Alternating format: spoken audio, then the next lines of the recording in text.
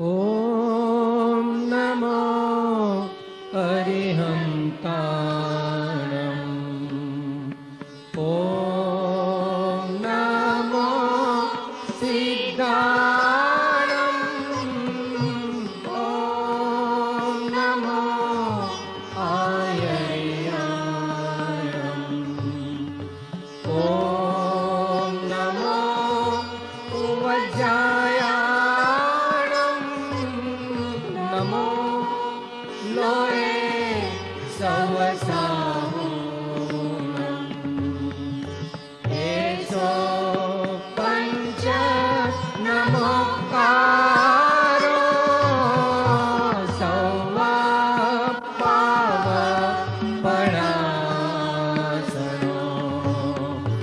मङ्गलाणं च सौवेसिं परमं हवै मङ्गलम्।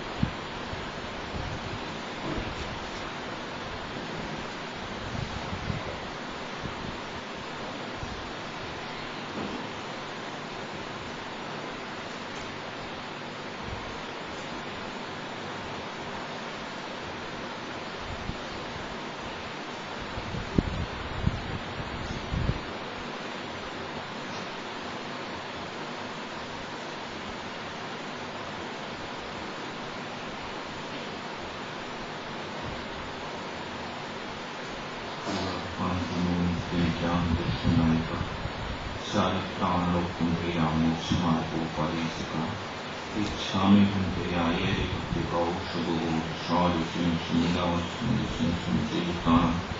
पंचीहाचारणमयणमय हरिसनवरिसनं वत्सरणं प्रियणं पालनयानं सुखसावनं श्रेणुस्कारं अंशेमि पूजेमि वन्दामि नमस्यामि दुःखकोपमको भूयाौ श्रीमं समाहिनं जन्म संपत्तिपूर्णमस्य तीर्थानि की जीवया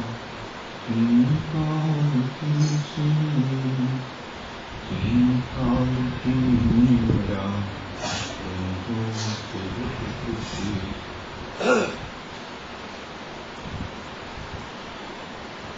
प्रियनतान सिद्ध परमेश्वरी भगवान की जय श्री शंकर भगवान की चिंतामणि भगवान की आचार्य गुरु विद्यासागर जी महाराज मुनि श्री पूजेश्वर निर्वाण सागर जी महाराज की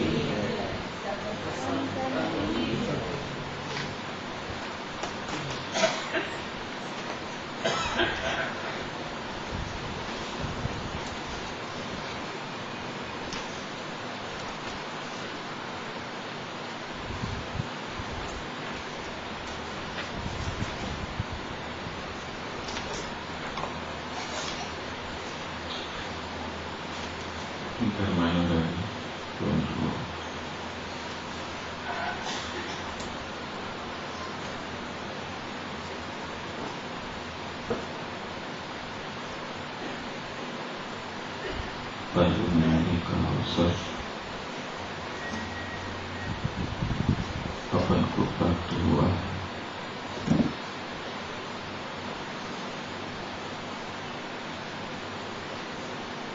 एक पल एक हाट की तरह हुआ करता है।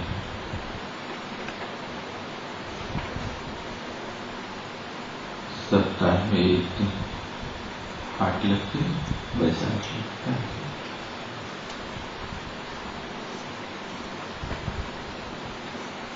तो हार्ट के दिन भीड़ भाड़ तो बहुत होती है,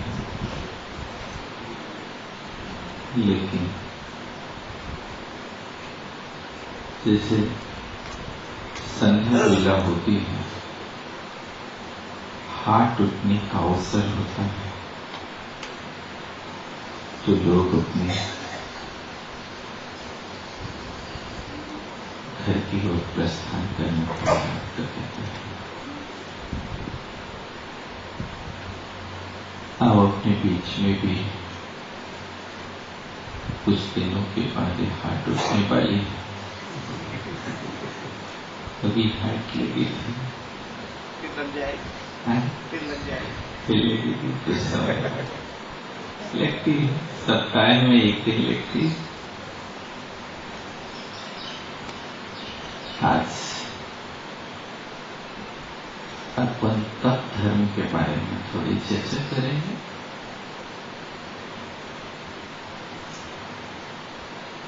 तप क्या वस्तु है?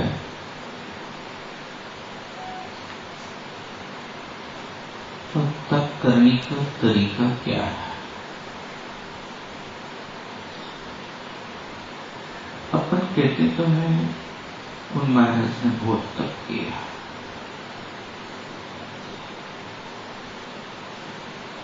दूसरों के तप करने से अपन को अनुभूति नहीं हो सकती।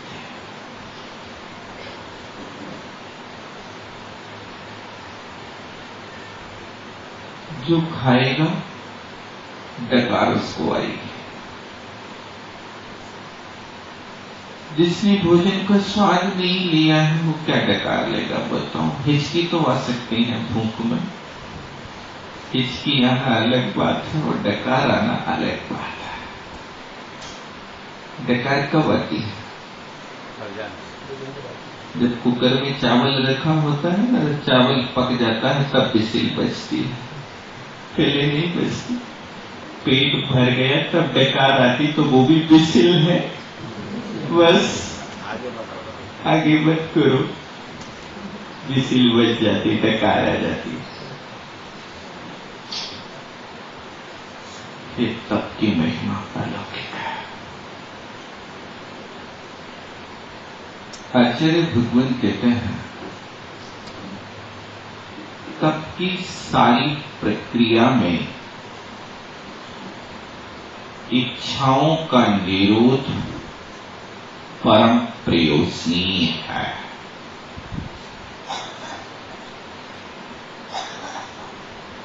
जब तक इच्छाओं का निरोध नहीं होता तब तक तप की प्रक्रिया प्रारंभ नहीं होती है। इसलिए अकलंक देव ने राजवाटिक में लिखा है, इच्छा निरोधस तपा।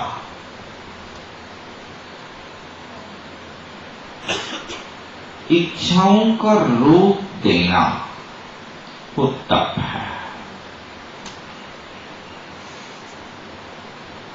मन में जब जैसे भाव उठे उस समय उस कार्य को कर देने का नाम तप नहीं है।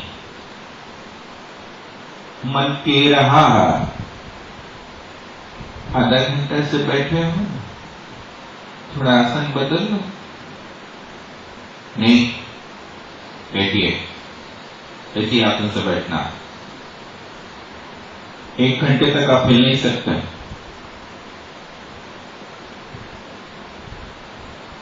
शरीर कहता है बहुत दुख हो रहा है, पैर हड़ताल कर देता हूं, कथन शून्य हो जाता है, जिसको अपन झिनझिनी कहते हैं। खाली अब वो हड़ताल पर बैठा हम नहीं चलेंगे, तुम नहीं बदलोगे तो आपको करना कर लीजिए। इच्छा बार बार हो रही थी लेकिन उस इच्छा को रोक देना। ऐसी कई वस्तुओं के प्रति हुआ करता है कि जहां हमारा उपयोग स्थान पर भी जाने लगता है, निष्प्रयोजनीय वस्तु में भी जाने लगता है।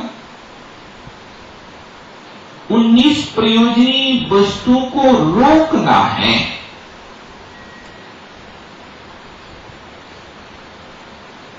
नहीं रोक पाते तो फिर उसकी धारा मोड़ दो।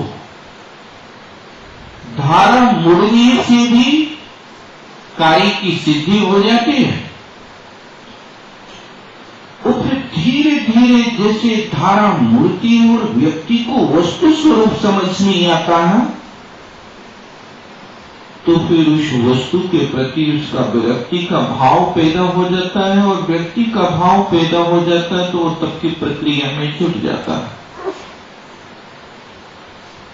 जबरदस्ती किसी को कराया नहीं जाता है,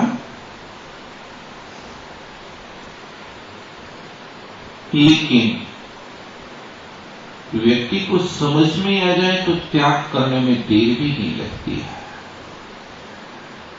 एक बालक था, कुसंगति के कारण बिगड़ गया। होता है, माता पिता का भी कर्तव्य होता है कि बच्चा जब तक समझदार ना हो तब तक माता पिता ये निगरानी रखे कि बच्चा किसके साथ बैठता है, किसके साथ खेलता है, किसके साथ घूमता है, क्या करता है, पैसा ले जाता है तो क्या खाता है। आपने तो एक 10 का नोट दे दिया बच्चे को, जाओ बेटा खाओ। अब वो 10 रुपए की शराब पी रहा है कि लिम्का पी रहा है, आपने उससे पूछा क्या लिया तुमने 10 रुपए का? बताओ, बोल करके रखो। 10 रुपए की जो भी वस्तु खरीद करके लाओ, बिल बना करके लाइए। अकल ठिकाने आ जाएगी बच्चे की। लेकिन आपको तो इतनी फुर्सत नहीं कि हम कहां पूछूं। बच्चा कुसंगति में पड़ गया और एक विद्वान का बेटा था, पंडित का बेटा था।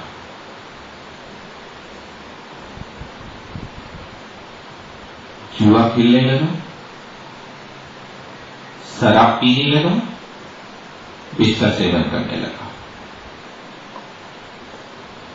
ये 3 दुर्गुण जिस व्यक्ति के अंदर आ जाते हैं,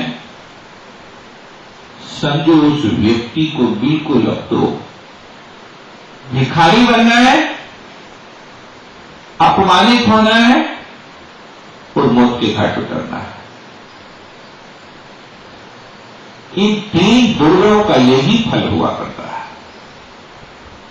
जुआ खेलने वाला कभी साहूकार नहीं बन सकता।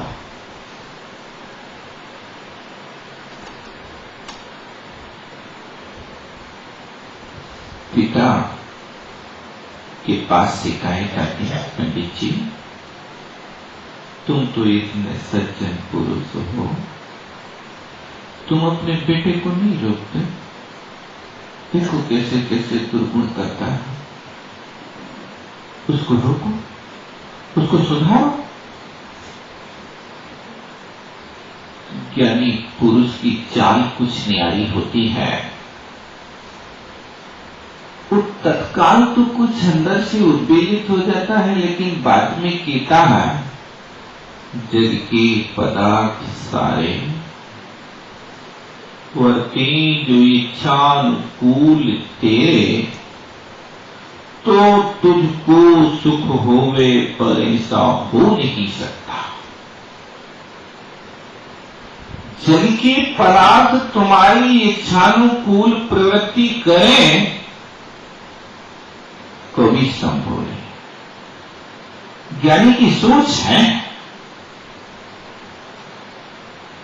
हम स्त्री पुत्र मित्रादि को कैसे अपनी अनुकूल परिणमा सकते हैं। जो हमारा निकट संबंधी है, जिसके साथ हम 24 घंटे रहते हैं, किसके साथ रहते हैं? शरीर भाई के साथ। वो शरीर भी हमारे अनुकूल परिणमन नहीं कर सकता, करते ही तो फिर दूसरे पदार्थ कैसे हमारे अनुकूल परिणाम कर सकते? ज्ञानी के अंदर ये भाव पैदा होता है, वो सोचता है कि प्रत्येक द्रव्य का परिणाम स्वतंत्र हुआ करता है। होता स्वयं जगत परिणाम में जग का करता सबका है। गलत है क्या? सही करो। क्या काम करता हो? कुछ नहीं करते, निकम्मे होगा। कुछ तो करते होंगे। किसी दूसरे से नहीं, अपने से पूछिए क्या कर रहे हो, बताओ। दूसरे से मत नहीं। दूसरा यदि कह दे कि क्या कर रहे हो, तो आप बबूला हो जाएंगे अभी। अरे इतना तो हम संचालन करते हैं, सबके लिए इतना अच्छा अच्छा बोलते हैं, तो दुनिया कह रही क्या करते हैं, कल से हम नहीं आएंगे, नहीं पकड़ेंगे माइक, ठीक है ना? नहीं, दुनिया को तो कहना पड़ेगा आपने बहुत बढ़िया संचालन किया, आम के आम और गुटली के दाम खड़े कर दिए, बहुत बढ़िया। लेकिन किसी दूसरे के कहने से नहीं, अपने अंदर पूछो, मैं जग का करता क्या काम। दुनिया तो कह देगी, क्योंकि स्वार्थी है ना दुनिया, हमें अपना कार्य सिद्ध करना है। इसलिए ज्ञानी कहता है कि प्रशंसकों से निज को नया को स्वयं में एक बार झांको। लिबास कोई न सुखी बनाता, कमी स्वयं की यदि ना हटाता। लोग तो कह देंगे बहुत बढ़िया, बहुत दानवीर हो, बहुत उदार हो, बहुत वात्सल्य प्रेमी हो, आपके हृदय से करुणा झलकती है, आपके चेहरे पर तो कभी क्रोध की शिकन भी दिखाई नहीं देती है। ऐसी बातें सुनकर के कभी गुस्सा करोगे भाई साहब?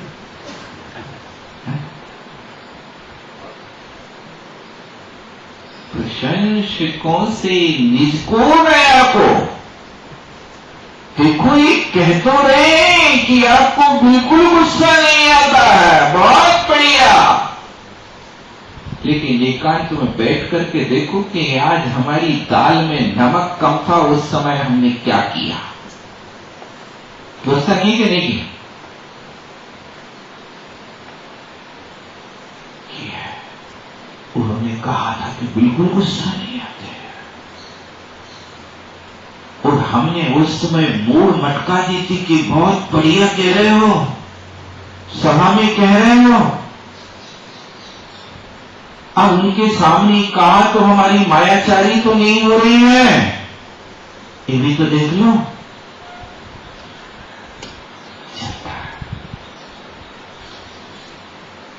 ज्ञानी सोच रहा है जब एक पदार्थ मेरी अनुरूप पदमन नहीं कर सकता, मैं कौन होता बच्चे को समझाने वाला।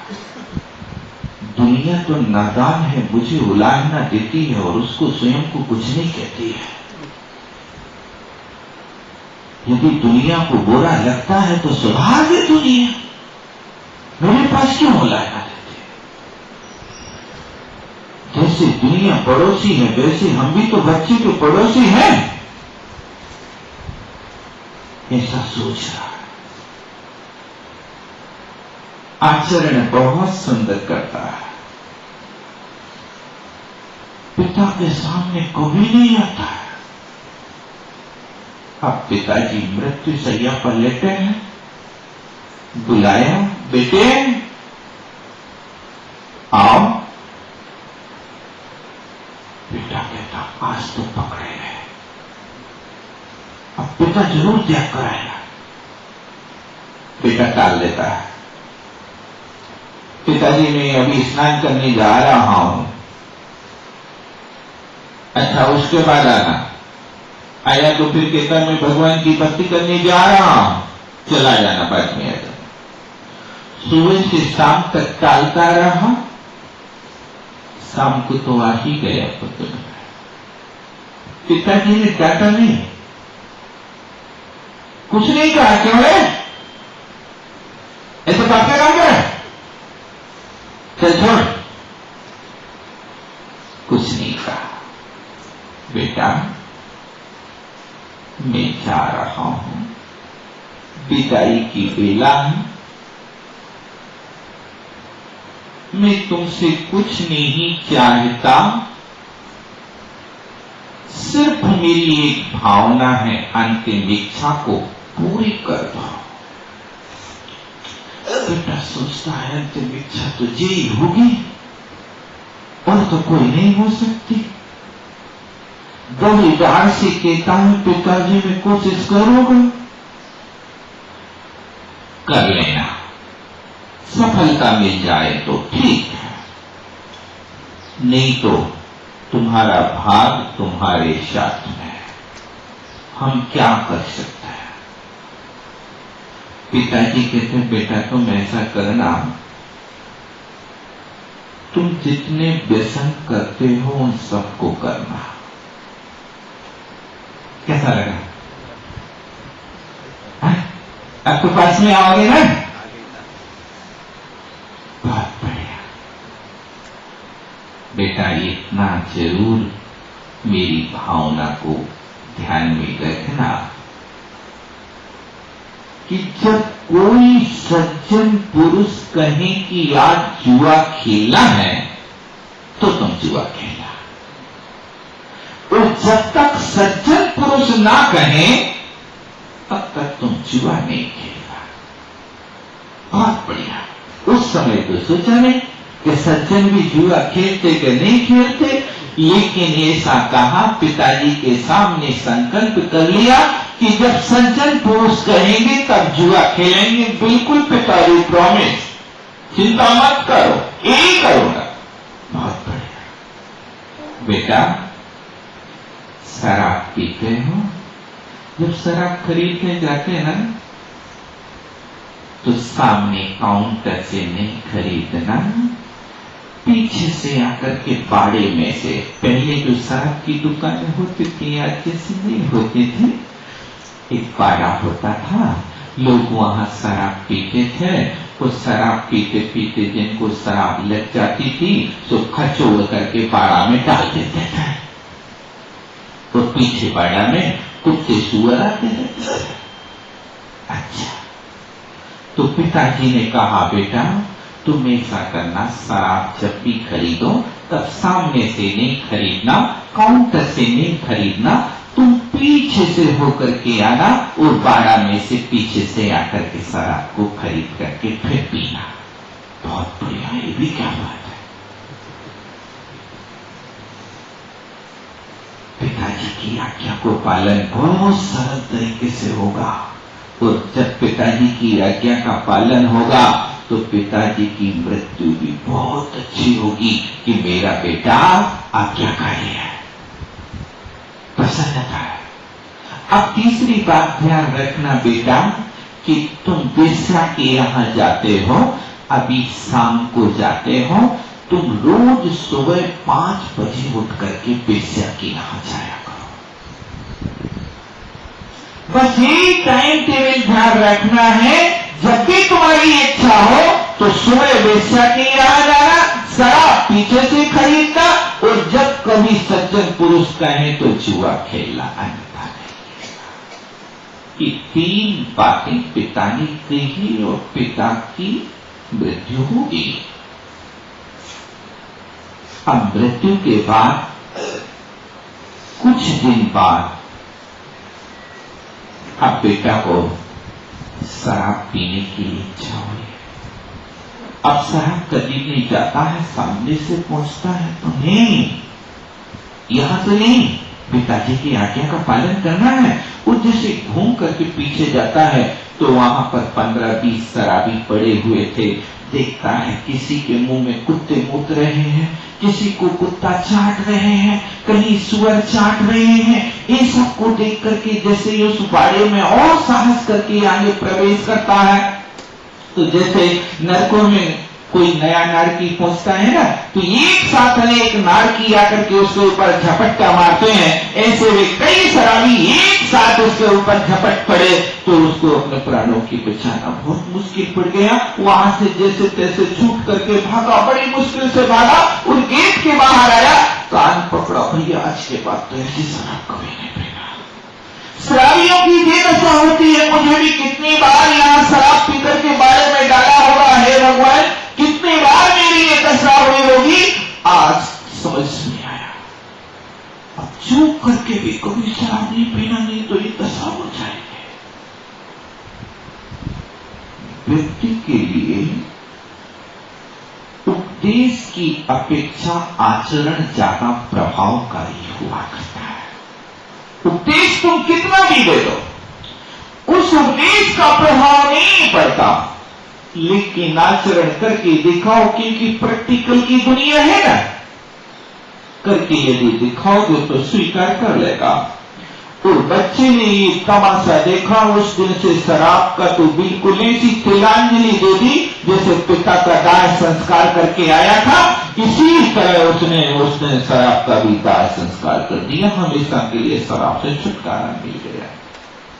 एक दिन बेचा सेवन करने का भाव पैदा होता तो शाम के वक्त कालों से निपट करके जाने का मन बनाया, लेकिन रिक्शा पर बैठता है, पिताजी की आज्ञा है, अभी नहीं, सुबह चले। उस सुबह 5 बजे उठ करके जैसे ही बेचा के दरवाजे जाता है और दरवाजे खटखटाता है तो वहां जाकर के देखता है तो जिस बेचा को वो अति सुंदरी मानता था, लोग सुंदरी मानता था, उस बेचा की दशा देखता है। बाल बिखरे हुए हैं, आंखों को कजला, रात में सोते समय गालों पर लग गया, लाली यहाँ की उठ के माथे पर लग गई। अब उसकी दशा तो ऐसी लग रही जैसे कोई डाकनी सामने खड़ी हो गए। उसको देख करके ओ, इस तन में क्या राचे जीरा, ही आत्मा तू कहां उलझ रहा है? आज तक तुम्हें इसका सच्चा स्वरूप मालूम नहीं था। अरे इससे सुंदर तो मेरी स्त्री है। ऐसा देख करके उल्टे पैर वहां से वापिस आता है और उस दिन से उसने बेचा का भी त्याग कर दिया। अब जुआ की बात है तो सज्जन पुरुष कहे तो क्यों, तो सज्जन कहीं जुआरी मिलने वाले है कोई? ऐसे कोई त्यागी वृत्ति जुआ खेला तो नहीं है।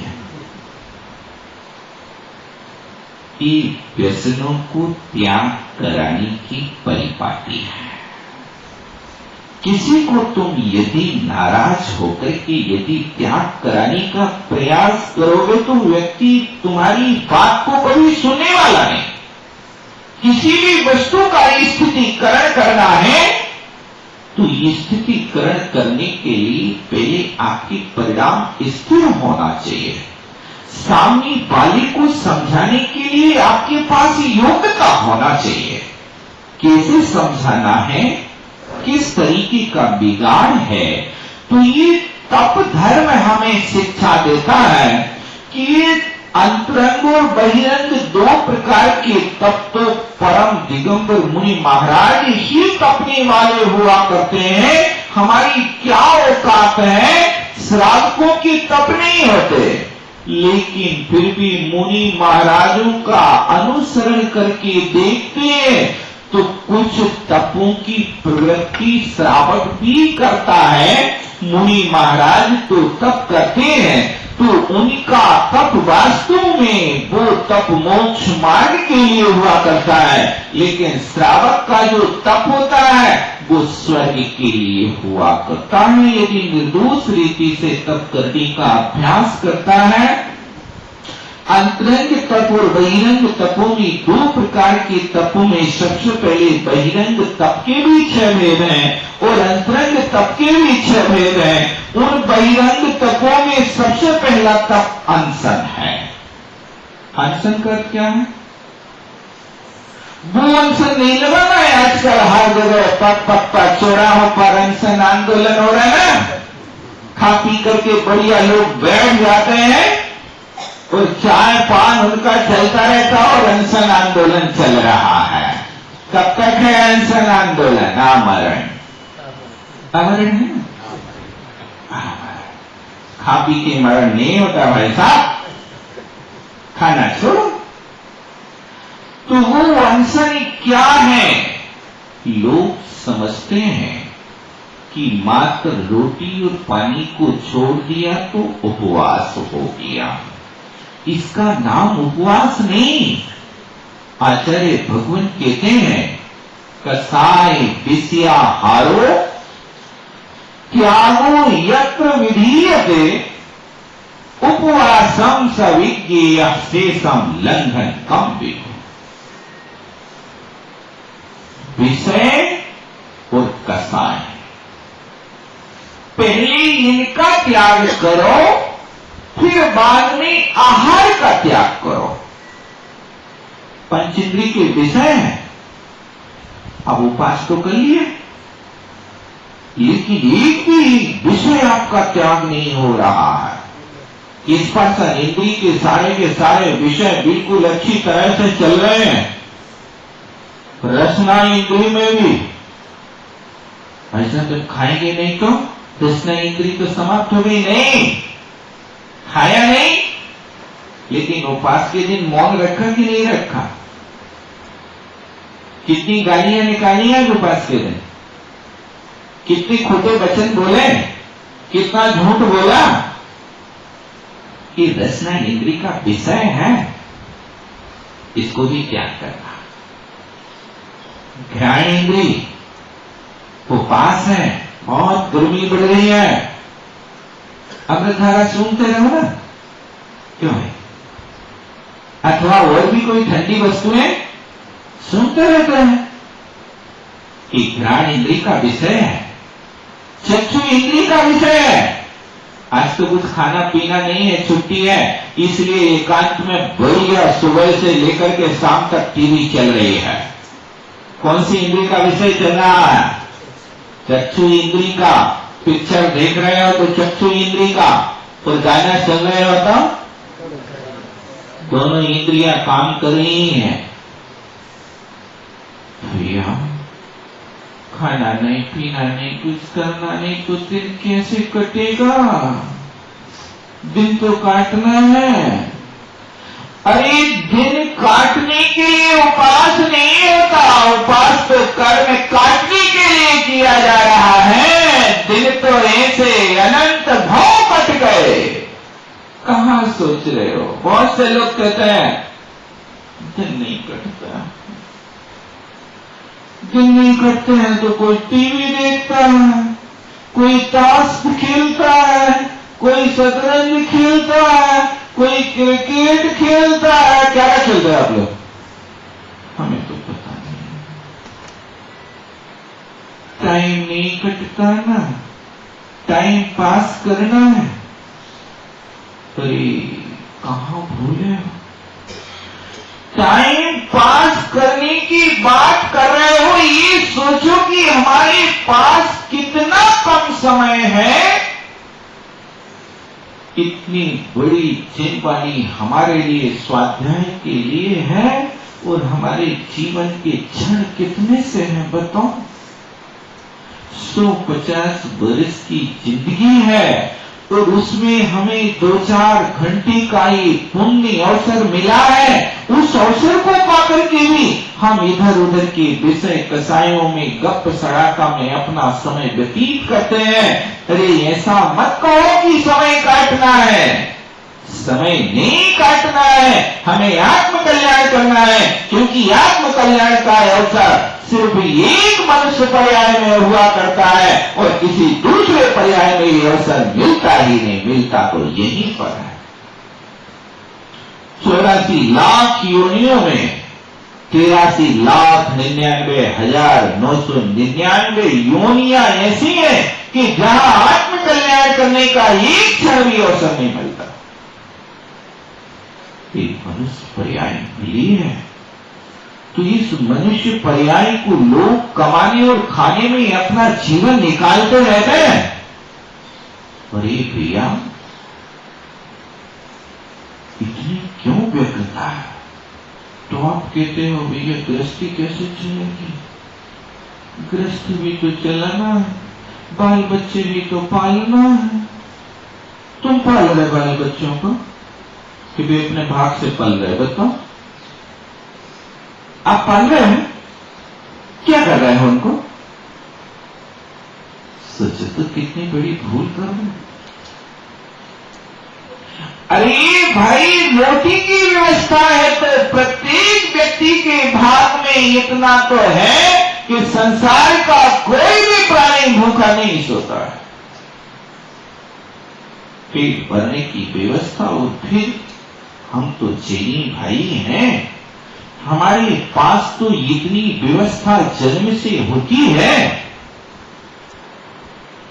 कि यदि जीवन में संतोष रहे तो कभी आपको रोटी की कमी नहीं पड़ सकती है।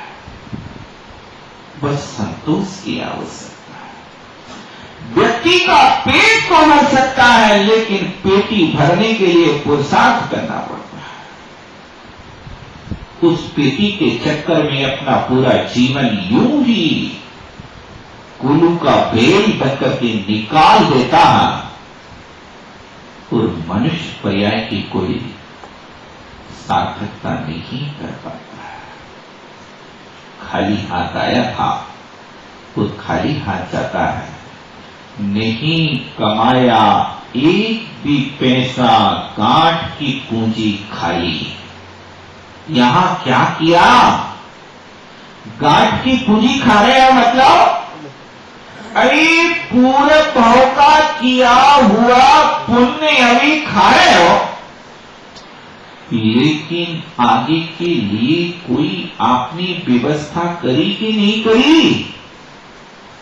क्या किया देखो, बैलेंस खोल करके देखो, आंख बंद करके बैठो। हे भगवान, सुबह से शाम तक हम कितने पाप करते हैं।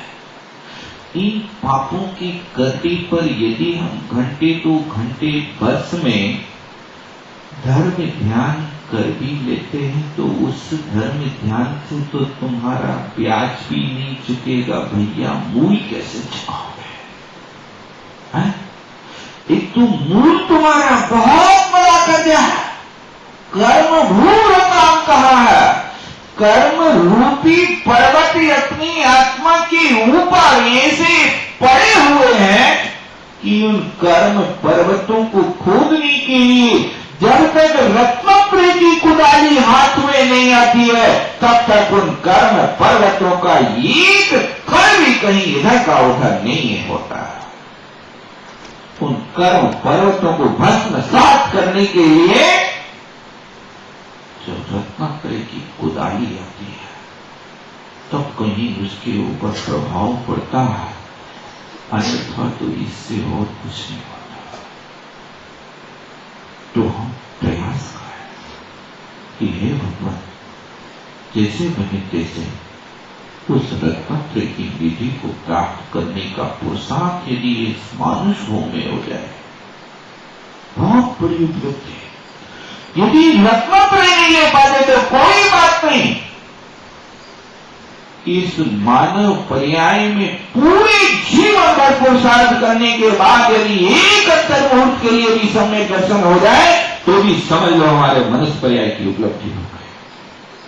सिर्फ एक अंतर मुहूर्त के लिए, ज्यादा नहीं, पूरे जीवन की बात छोड़ो।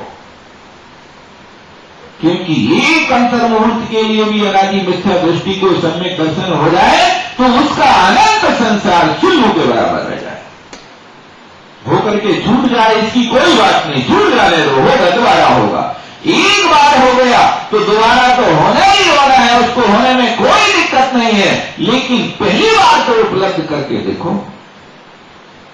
सबसे ज्यादा पोशाक इस जीव को तभी करना पड़ता है कि एक बार जब तक सम्यक दर्शन नहीं होता तब तक इसके संसार का कोई ठिकाना नहीं, और एक बार सम्यक दर्शन हो जाए तो फिर वो जीव अल्प परावर्तन से ज्यादा यदि संसार में रहना भी चाहे तो संसार में स्थान नहीं मिलेगा, उसको रह नहीं सकता। तो यदि हम पूरे रत्नोत्रय की निधि को प्राप्त नहीं कर पाते तो इतना पुरुषार्थ कर लो कि घर में रह करके कसाईयों की मान्यता करके विपरीत मिथ्यात्व संशय एकांत आदि मिथ्यात्वों का त्याग करके हम एक बार सम्यक दृष्टि बन जाए, बस सम्यक दृष्टि बन गए, अनंत भवों को तिलांजलि हो गई, एक बहुत बड़ी हमारे लिए उपलब्धि हो जाए। लेकिन हमारी दृष्टिपात यहाँ होती ही नहीं, हम तो कहीं और लगे हुए हैं। हमारी दृष्टि तो आज इतनी विपरीत है कि ऐसे जैसे कैसे तैसे वैसे ऐसे ऐसे, बस पैसे पैसे पैसे, पैसे के पीछे दुनिया भाग रही है और इसकी कोई खबर नहीं कि एक बार मनुष्य पर्याय पाकर के यदि चली जावे तो यह मानव पर्याय सुकुल सुनवो जिन वाणी, यह विधि गई न मिले सुमणि जो उदय समानी। इतनी अमूल्य है कि यदि इस प्रकार भोगों में विषयों में तुमने इस मनुष्य पर्याय को गंवा दिया तो ये दोबारा ऐसी दुर्लभ है कि जैसे स्वयंभू रमण समुद्र में आपके हाथ से कोई चिंतामणि रत्न गिर जाए तो उस स्वयंभू रमण समुद्र में से चिंतामणि रत्न को निकालना जैसे दुर्लभ है, उसी प्रकार यहाँ पर भी 84 लाख योनियों में हमारी आत्मा कहां खो जाए इसका कोई ठिकाना नहीं।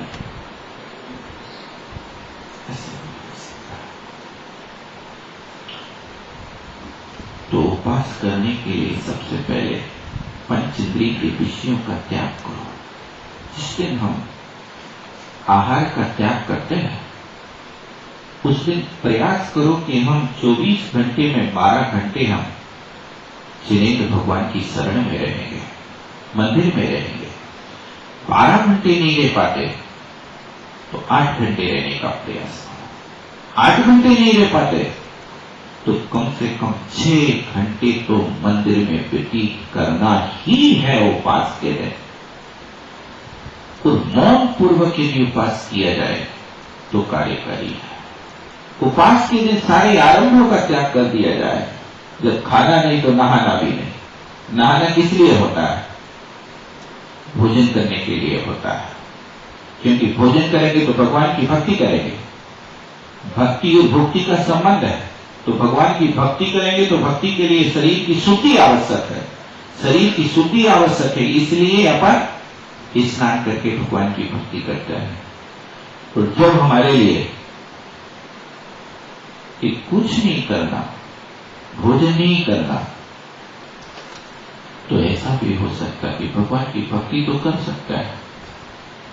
भगवान की भक्ति के लिए शुद्धि अशुद्धि की कोई खास बात नहीं होती। अपवित्र अपवित्र हो, पवित्र हो या अपवित्र हो, भगवान की भक्ति हर वेश में की जा सकती है। इसलिए उपास किया है तो आरंभ का भी त्याग करो। ऐसा नहीं कि उपास किया है तो सुबह से चले गए फैक्ट्री और दिन भर वहां अपना काम किया, शाम को आए पलंग पकड़ा और आराम से घोराटे से सोए, सुबह 5 बजे और बढ़िया मालपुआ सामने आ गया। ऐसा उपास नहीं, उपास की कोटि में नहीं है। प्रयास करो कि जब तक उपास के बाद सूर्य ना निकले, भगवान का दर्शन ना हो, तब तक के लिए हम अपने मुख को नहीं खोलेंगे, कोई भी वस्तु का सेवन नहीं करेंगे। लोग भक्त तो ऐसा करते हैं कि 12 बजे के बाद मानते हैं कि 12 बजे तक तो उपवास है और 12 बजे के बाद तारीख बदली, तिथि बदली और 1 बजे उनकी रात को पारणा हो जाती है।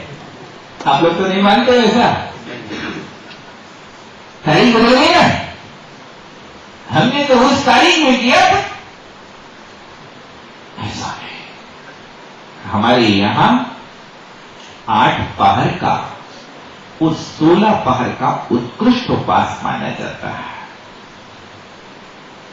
16 पहर का उपवास वो कहलाता है कि जैसे आज आपने 12 बजे भोजन किया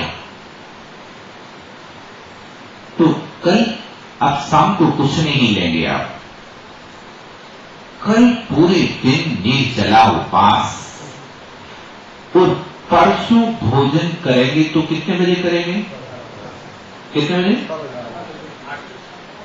12 बजे आपने त्याग किया कि नहीं किया? त्याग कितने बजे किया था? 12 बजे तो शुरू किया था आपने भोजन करना, तो 12 बजे शुरू किया था। आपका भोजन निष्ठापन कितने बजे हुआ था? त्याग देखो, जितने बजे आपने त्याग किया है परसों उतने बजे आपको भोजन करना, उसके बाद तब 16 पहर होते हैं। आपने यदि आज 1 बजे आहार त्याग किया है तो परसों 1 बजे के बाद आप भोजन करें तो वो 16 पहर का उत्कृष्ट उपवास कहलाता है। और यदि ऐसा नहीं चलता है तो मात्र पर्व के दिन, अष्टमी के दिन अपन या चतुर्दशी के दिन अथवा और भी 10 लक्षण आदि पर्व के दिनों में इन उपवासों को कर सकते हैं। बस शर्त इतनी है कि यदि आप अकेला भोजन का त्याग करते हो, विषय और कषाय का त्याग नहीं करते हो, तो भोजन के त्याग को आचार्यों ने उपवास नहीं कहा, भोजन के त्याग को लंघन कहा है। और भोजन के त्याग के साथ में यदि आपका विषय और कषाय का त्याग होता है तो उपवास कहलाता है। अब अपन देख लें कि हम उपवास करते हैं या लंघन करते हैं। उपवास कर्म निर्जरा का साधन है, उल्लंघन कर्म बंध का कारण है।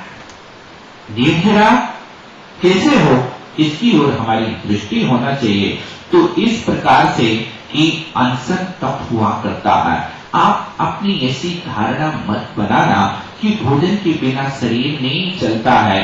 यहां तक कि एक बार हमने पढ़ा था 1998 सितंबर मास में एक समाचार पत्र में पढ़ा था, वो भी हैदराबाद के एक डॉक्टर गुप्ता ने इस बात की खोज गहन अध्ययन की बात की थी कि यदि व्यक्ति सप्ताह में 1 दिन उपवास करता है तो उस व्यक्ति को कभी कैंसर की बीमारी नहीं हो सकती है।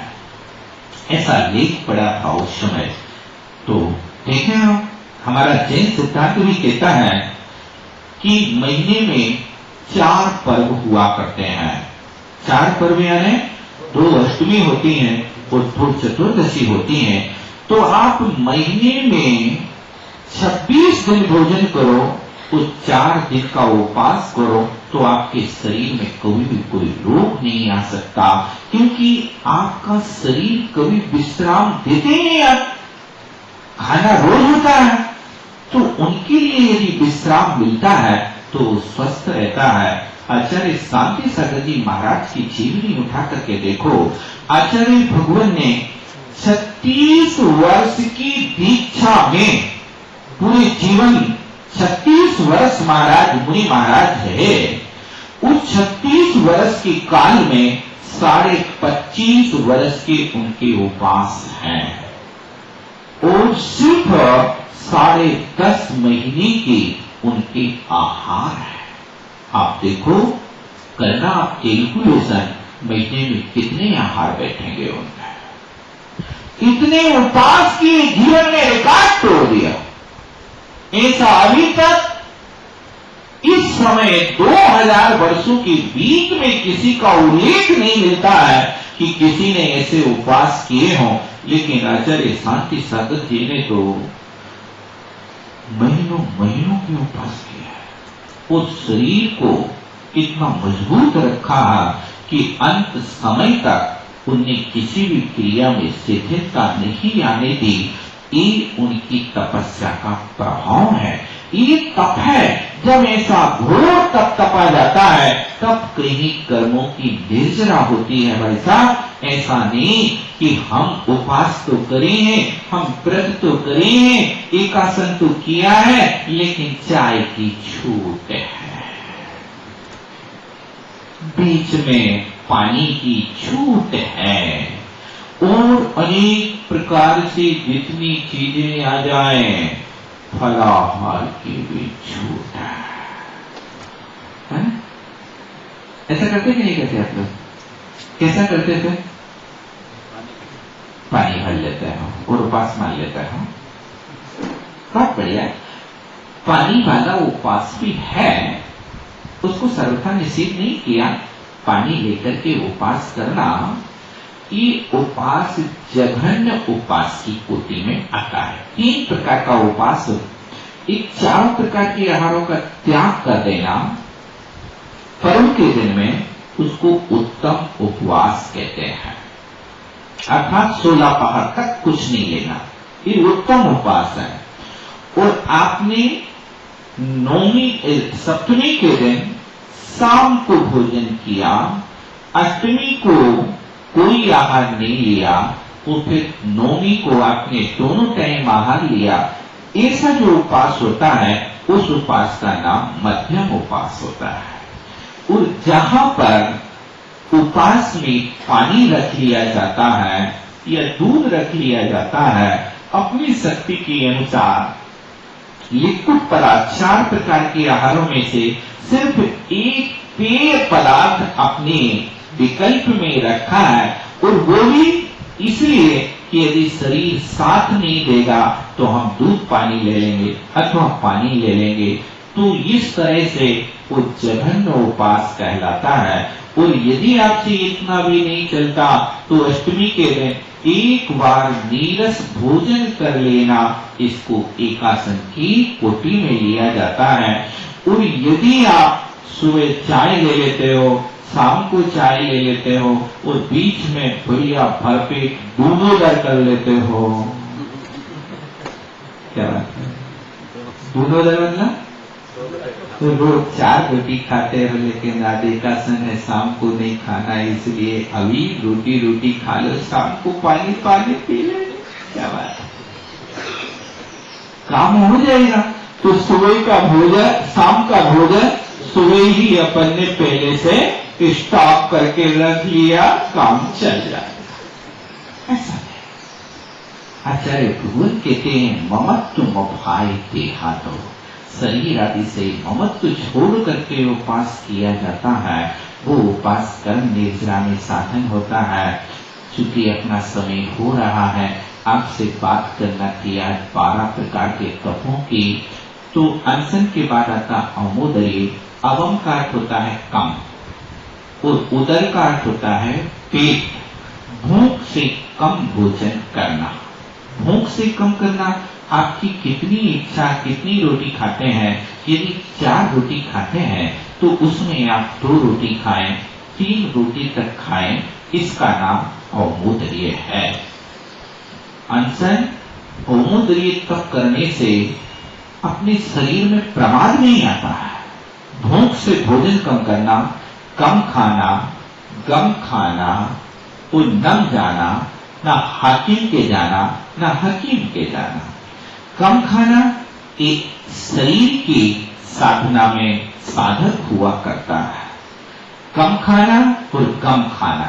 गम खाना मतलब जहां पर क्रोधादि कसाय के निमित्त मिल रहे हैं, झगड़े उत्पन्न होने वाले हैं, वहां पर धैर्य रखो। क्रोध का निमित्त मिले तो क्या करना? अपन को भी क्रोधी हो जाना नहीं। गरम लोहे को ठंडा लोहा काटता है। गरम लोहे को ठंडा लोहा काटता है कि गरम को गरम काटता है? देखो क्या होता है, देखा कभी आप लोगों ने? नहीं। लोहा गरम हो और एक ठंडा हो तो ठंडा लोहा गरम को काट देता है। जब सामने वाले को कसाई पड़ रही है तो आप बिल्कुल ऐसे शांत रहो, ऐसे शांत रहो कि जब तक उसकी क्रोधाग्नि शांत ना हो जाए तब तक आप मुख से एक बात भी मत निकालो। यदि इतने ठंडे रहोगे तो सामने वाला कितनी देर तक गुस्सा करेगा भाई साहब? एक हाथ से ताली बजती कि नहीं बजती? एक हाथ से ताली नहीं बजती, दोनों हाथ से बजती है। यदि सामने वाले ऐसी प्रतिज्ञा कर लेना चाहिए, यदि आपको सामने वाले से लड़ना है तो ये संकल्प कर लो कि जब सामने वाले को गुस्सा आएगी तब हम शांत रहेंगे और उसकी 1 घंटे बाद फिर हम उसकी झकर उतारेंगे। संभव है? 1 घंटे बाद देख लेना आप क्या करिश्मा होता है, लड़ लेना। लेकिन बस शर्त एक है कि 1 घंटे बाद उससे लड़ना, जब उसकी गुस्सा शांत हो जाए तब आधा झगड़ा समाप्त ही हो जाएगा। वो 1 घंटा कौन प्रतीक्षा करता रहेगा? तुम्हें कोई काम नहीं आता लड़ने बैठने का? स्थान चेंज हो जाता है तो परिणाम परिवर्तित हो जाता है। इसलिए झगड़े के काल में स्थान को परिवर्तित करने का भी प्रयास करना चाहिए, पीठ दिखाना चाहिए, कहां पर हमें आगे रहना चाहिए और कहां पर पीछे रहना चाहिए। इसके लिए भी नीतिकार लिखते हैं कि आप हर कार्य में आगे रहो, लेकिन झगड़े में, नदी के पार करने में, इनमें पीछे रहो। झगड़ा हो रहा है तो रास्ते काट दो, नहीं तो लड़ दो रहे हैं, अपने भाव पैदा होंगे कि बचा दो, तो उस 2 के बचाने में तीसरे पे डंडा पड़ गया तो अपनी तो खोपड़ी फूट जाएगी। इसलिए हाथ जोड़ो, पिंड छोड़ो, ऐसा अपन को मिला नहीं है। बीच में भी ध्यान रखो, यदि 2 लोग लड़ रहे हैं, पति पत्नी लड़ रहे हैं, तो वहां जाओ ही नहीं कोई बच्चे, क्योंकि माता पिता का झगड़ा है, उनका आपसी झगड़ा है। अपन बीच में पड़ेंगे तो किसका पक्ष लोगे? तो माता का पक्ष लोगे कि पिता का पक्ष लोगे? बताओ। माता की तरफ बोले तो पिताजी नारायण, वो पिता की तरफ बोले तो माता नारायण। इसलिए लड़ने दो दोनों को, अपने आप शांत हो जाएंगे। भग जाओ हम उस समय। नहीं हो सकता है ऐसा, प्रयास करो तो अपन बच सकते हैं। ये भी एक साधना है। तो यदि अपन अवमुदलीय करते हैं, भूख से कम भोजन करते हैं, तो झगड़ा करने का आपके अंदर भाव भी पैदा नहीं होगा। क्योंकि जब पेट अच्छा भरा होता है, प्रमादी होता है, तब वहां पर अनेक प्रकार के ऐसे झगड़े के भाव पैदा हुआ करते हैं। अवमुदलीय अनशन, अवमुदलीय वो वृत्ति परिसंख्यान हुआ करता है। एक बड़े गजब की चीज है।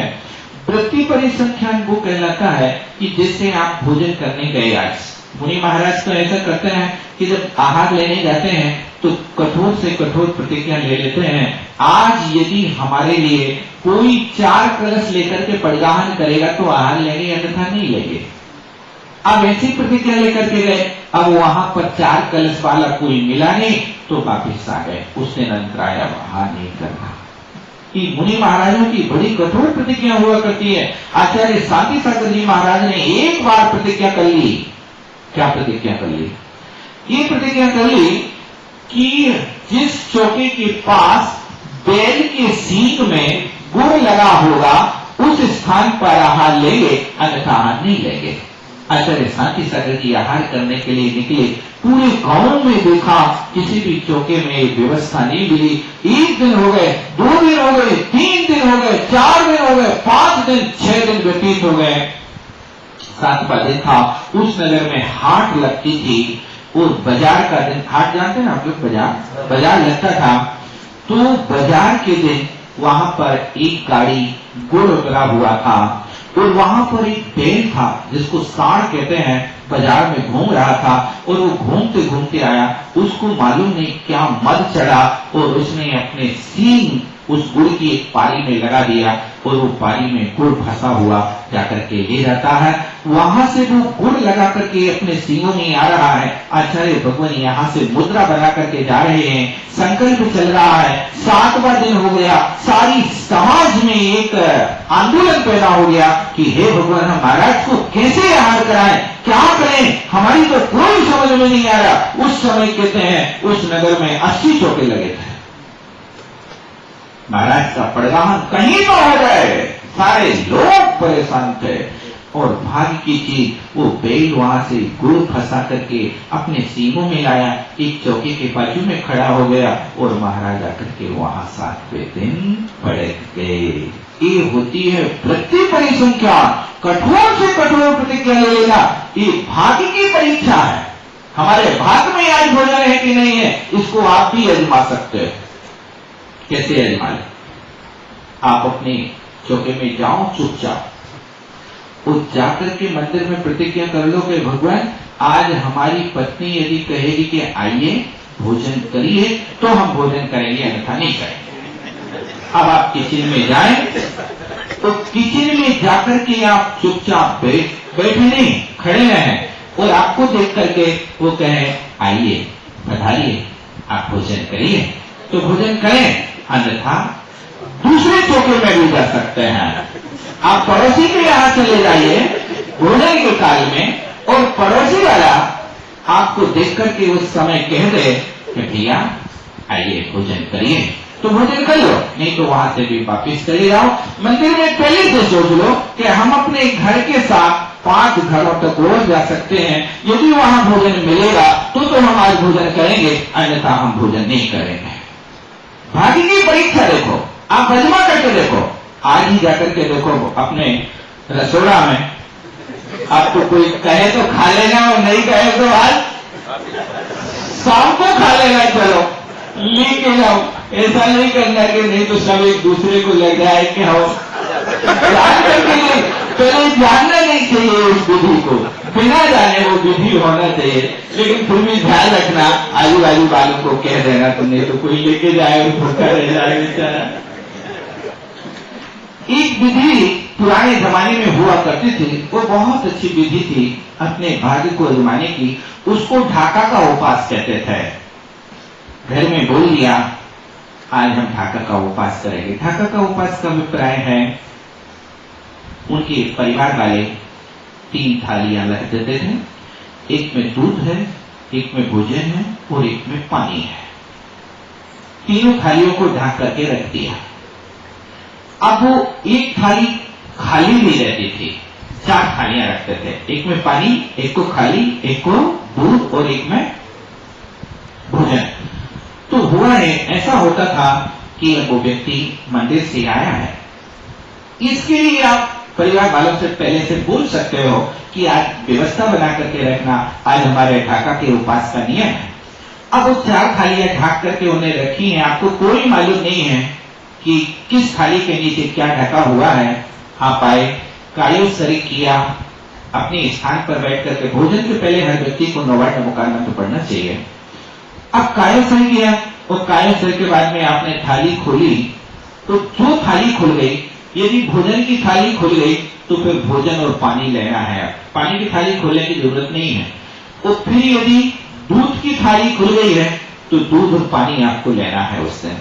और यदि खाली थाली खुली है तो फिर खाली थाली है, आज का उपास है, आपको वापिस आना है, उसमें से आपको कोई एडजस्ट नहीं करना, पानी भी नहीं पी सकते। और यदि पानी मात्र की थाली खुली है तो फिर आप पानी अकेला लेकर के वापिस आ जाइए। इस तरह से आप भी इस वृत्ति परिसंख्यान को कर सकते हैं, लेकिन थोड़ा सा साहस है, समय की और थोड़े परिणामों की विशुद्धि की बात है। इस प्रकार का करके देखो, आपके भाग्य में भोजन होगा तो भोजन की थाली खुल जाएगी, और यदि भाग्य में भोजन नहीं होगा तो उस दिन आप अंतराय करके आ जाइए, भले ही शाम को फिर जाकर के ले लेना। ऐसा भी संभव है। ये साधना करने के तरीके हैं।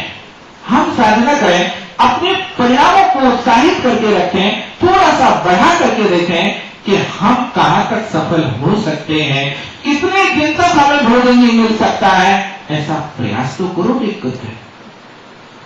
फिर जब ऐसा श्रावक अवस्था में अभ्यास हो जाता है तो आगे साधु बनने पर इन सब चीजों में बड़ी क्षमता रहती है, कोई पक्षपात नहीं होता है।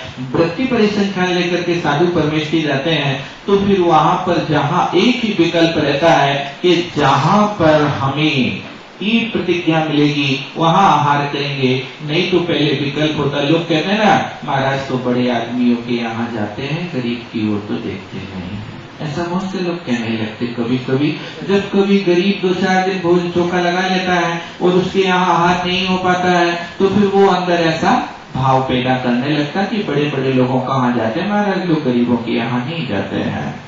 और कभी ऐसा एक ये भी संकल्प हो जाता है, जैसे मान लीजिए आपका 8 दिन से चौका लग रहा है, अब आज महाराज जी संकल्प करके आए कि आज तो हमें आपके चौके में ही आहार लेना है, लेकिन उस दिन आपका चौका बंद हो गया, तो महाराज फिर उस दिन आप ट्राई करेंगे, क्योंकि ये भी प्रति परिसंख्यान है।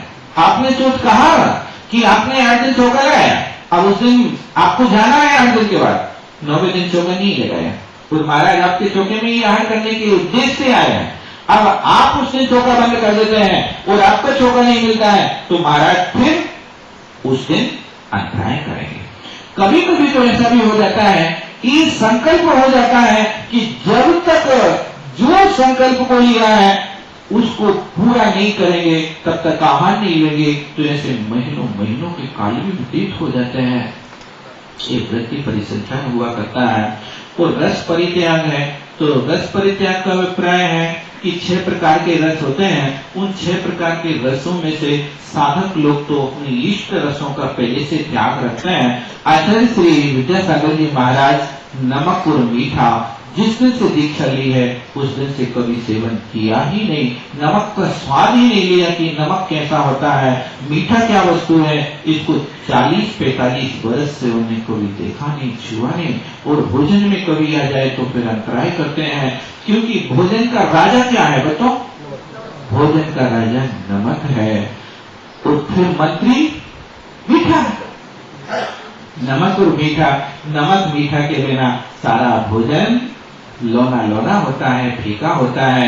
इस तरह से इष्ट रसों का त्याग पहले से कर देते हैं, लेकिन उस रस का त्याग करके बदले में दूसरी अपेक्षा नहीं रखना चाहिए। अब आज नमक का त्याग कर दिया तो काय के साथ रोटी खाएंगे आप? दाल के साथ कि चाशनी के साथ? हैं? ऐसा करते हैं लोग बात कि जिस दिन नमक का त्याग है उस दिन बढ़िया मीठा उड़ा रहे हैं। रविवार नमक नहीं खावे, काजू किसमिस बुलवावे, नमक नहीं खा रहे आज, इसलिए चलो काजू किसमिस से पेट भरेंगे। ये त्याग बहुत मुश्किल है भाई साहब। आपने 4 आना का नमक त्याग किया और 400 रुपये किलो की आधा किलो काजू फटकार रहे हो, तो आप घाटे का सौदा है कि नहीं? बहुत मुश्किल है। प्रयास करो कि हमारे त्याग में सामने वाले को कष्ट ना हो जाए।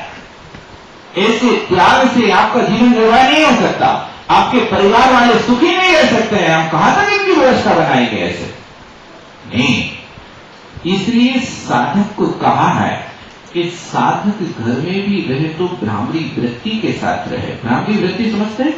घोड़ा फूल के ऊपर बैठता है, उसका रस लेता है, लेकिन फूल की कोई क्षति नहीं होती है। आप घर में रहो, लेकिन परिवार वालों के लिए इतना कष्ट मत दो। ऐसा रोज मत उनके पास डिमांड रखो कि हमें ये बनाया करो, ये बनाया करो। नहीं बनाते हो तो फिर आपके हाथ चलते हैं या फिर लड़कियां चलती हैं, महाभारत होता है। ऐसा त्याग की कोटि में नहीं आता है। अपना समय हो रहा है। इस प्रकार एक बहिरंग तप है। अंतरंग तपों की फिर कभी अपन चर्चा करेंगे समय पकड़ के। बोलो पंच परमेश्वरी भगवान की।